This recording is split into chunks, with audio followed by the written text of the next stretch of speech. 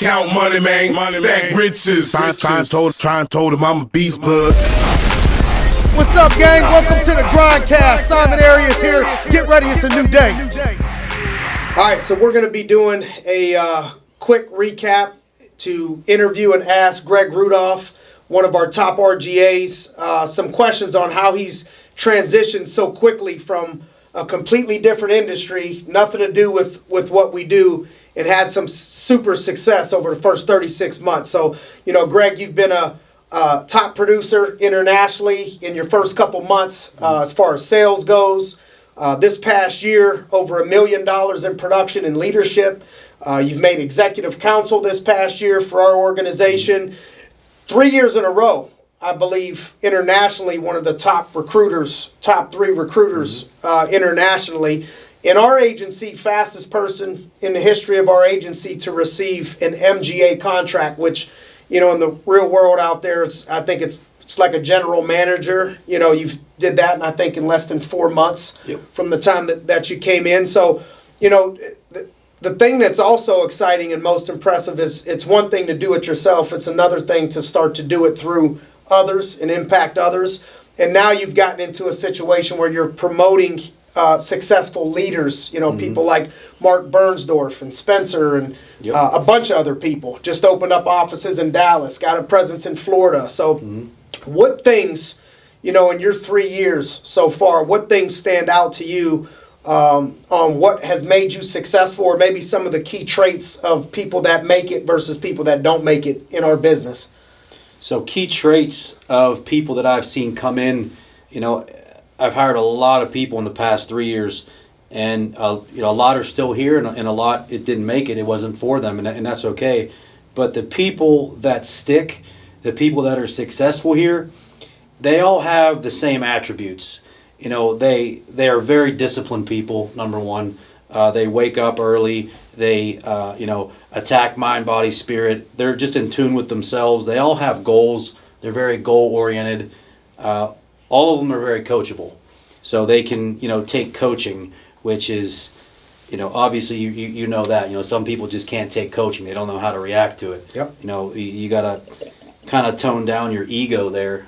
But it's a lot easier to coach younger people, I feel like, than someone that my age come in, and you have to be, you know, pretty egotistical not to, you know, take advice from somebody that's younger than you or something. But you have to be a sponge, and, you know, that's what I learned, you know, taking advice from you, Justin. You know, I just absorb it all, you know, and I'm actually older than you and Justin, you know, by a year. So, you know, for me to take advice from you, you know, you have to, you know, tone humble down yourself. Exactly. And why wouldn't I in the first place? But you have to do stuff like that. So, you know, very coachable people, humble people. They're all driven by, you know, money and success. You know, a lot of people don't like to talk about money. I like to talk about it a lot because, you know, without money, you can't really help anybody. You know, you can give someone some spiritual advice here and there, or some relationship advice. But if you really want to impact someone, you know, it takes money to do stuff like that. So the more money you can make, the more people you can help. Speaking of money, you know, one of the things that's unique, you know, in this industry, you know, to you, is you came out of doing something, car sales, running a car dealership that was already successful. You were making 6 figures, multiple 6 figures, 200,000 or so per year, transitioning in.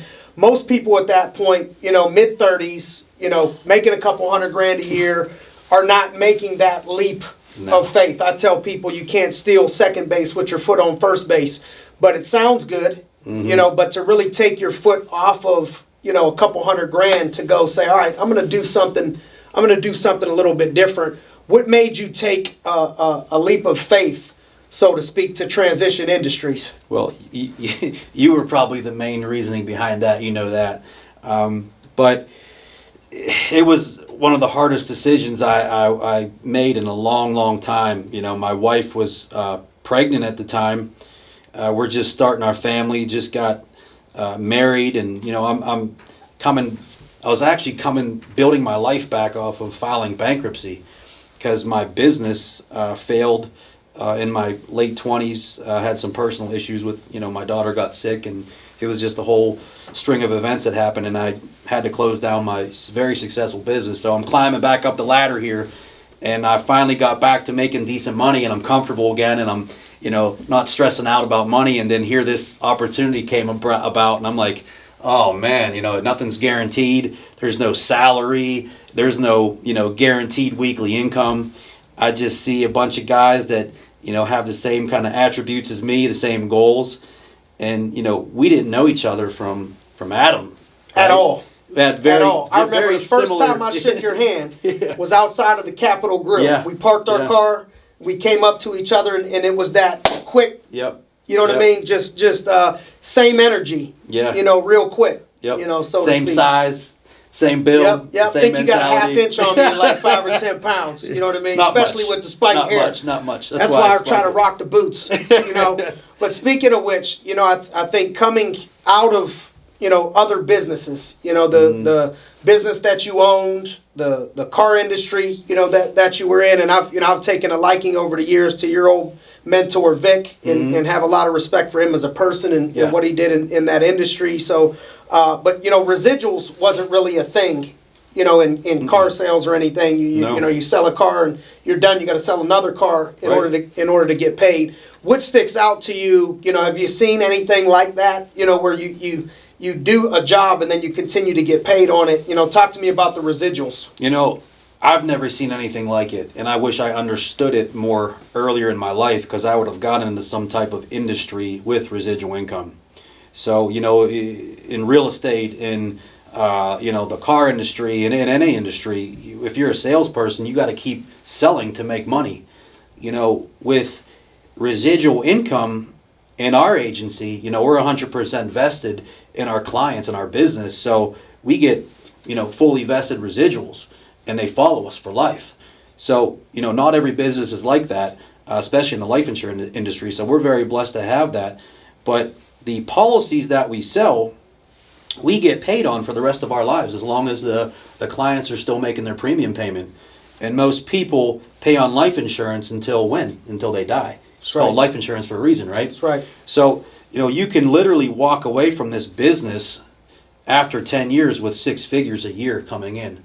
And I don't know any other business that you can do that. There's people that work 30 years and they have a $2,500 a month pension. Some people don't even have pensions anymore because they're getting rid of them. But, people have to work for a lifetime to walk away with $3,000 a month. No doubt. Now I've been able to do that in 2 years. Mentors in this, Justin, he's close to $250,000 a year in about 10 years, in a decade. You've had young people that you've mentored, getting a couple thousand a month. You yourself is already over a few $1,000s a month, every single month, like clockwork. I have people here that have been here for just over a year, and they're $4,000 a month. It's crazy. There's some release money in there too, but they're talking 3, 4, like Mark, Spencer, all those guys. Speaking of young people, you're coming up on 40. Yep. Can't wait. Can I throw you a party? I was just going to tell Kendall, you. let me throw you a party. We need to do something. I remember, speaking of which, I remember my first date with Kendall, and Kendall was pissed. She was mad. She didn't want the transition to happen. She was grilling, and I understood it. And I understood. I told her, I said, you know what? One day you're going to like me. One day you're going to love me, but I understood it. So hopefully, Kendall, if you're watching, hopefully we're in between that like-love stage, and so proud to watch you grow your family and, play a small part. You guys are really doing something special. But the young people, the young folks, we have a young culture, which is why, I think even as we age, we still fit in, with the culture, because I ain't trying to get old. I think old is a mindset. It is. It is. We like to stay around, youthful people, youthful thinking people. In your aspect, why do you think, from what you've seen, because, I think right now you have some of the highest producing young people, 20-year-old, 21-year-olds. Very common to see 20-year-olds in your organization making $20,000, $30,000 in a month, like Spencer and the gang. What things do you see that why are young people so successful? You don't see young people 20, 19, 21 making it like this everywhere, pretty much nowhere. What do you think it is about the young people that makes it a fit, or why are these young people able to have so much success? I personally feel like it's easier now to recruit younger people and get them started just because of social media and the whole world right now is at your fingertips, and there's so much motivation, so much that you can look at. These kids are on Instagram every day looking at young people making millions and all these nice cars and Lamborghinis and Ferraris and this lifestyle. So that's what they want. So they're highly motivated, but when they get in here, they're raw, right? They've never had a sales position before, and I like that because that means they don't have any bad habits. Moldable, right? So you can mold them into the salesperson that they want to be, and we have. God, I've got 20 let's just take Spencer for example, because we're talking about him.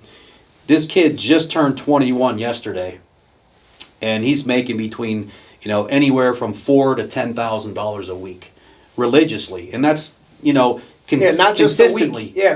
This is consistently every single week. This is someone that came in, moved down to Florida 6 months ago, no money at all, nothing, not a pot to piss in.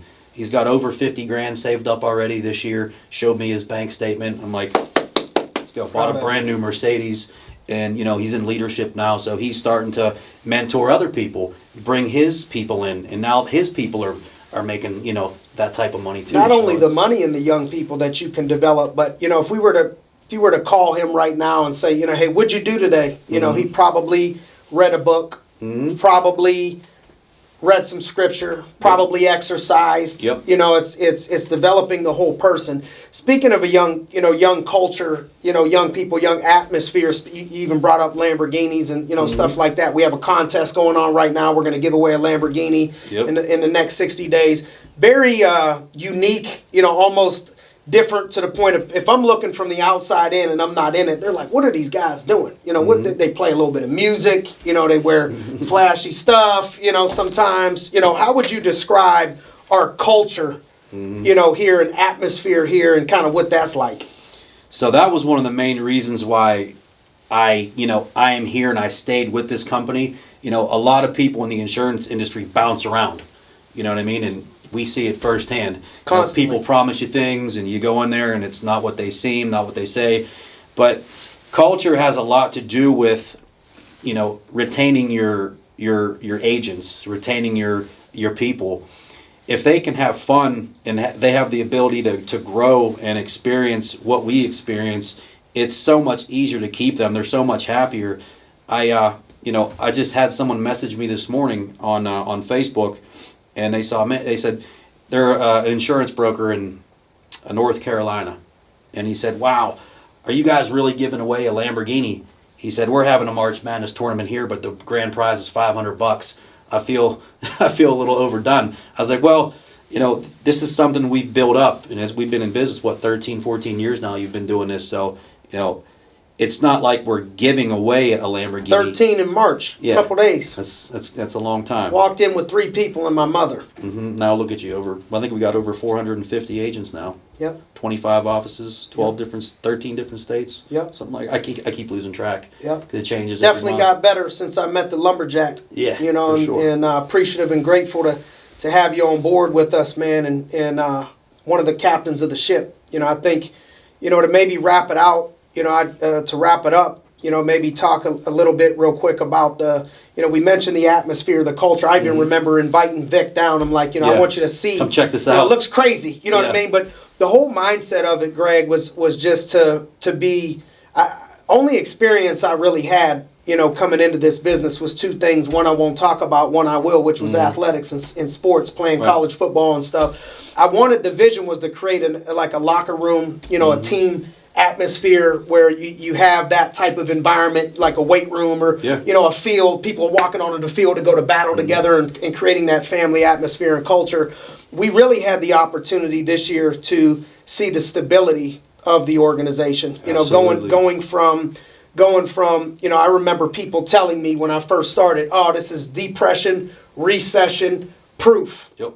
And 2008, I was here. It's actually when I just started here in Pittsburgh, and I watched the the recession happened. I remember the president getting on the TV, and I just opened up an office and I see him saying this is the worst economic time since the Great Depression. I'm like, great, Simon, you really know how to time it up, and we grew. Yeah. And now something that we never thought would happen happens. Even my grandmother's, she's mid-80s. She never seen anything like the coronavirus and people getting shut down and wearing masks and all this other stuff. And we have exploded through the roof, through the stability, which is important when you're, after I started to have fun here and really see what it can do. I'm like, man, can I raise a family on this? Is this a here today, we're having fun, gone tomorrow, in a couple years, or can we have children? Can we support a wife? Can we do things like that? Maybe to wrap it up, talk about what you've seen in the stability of the organization.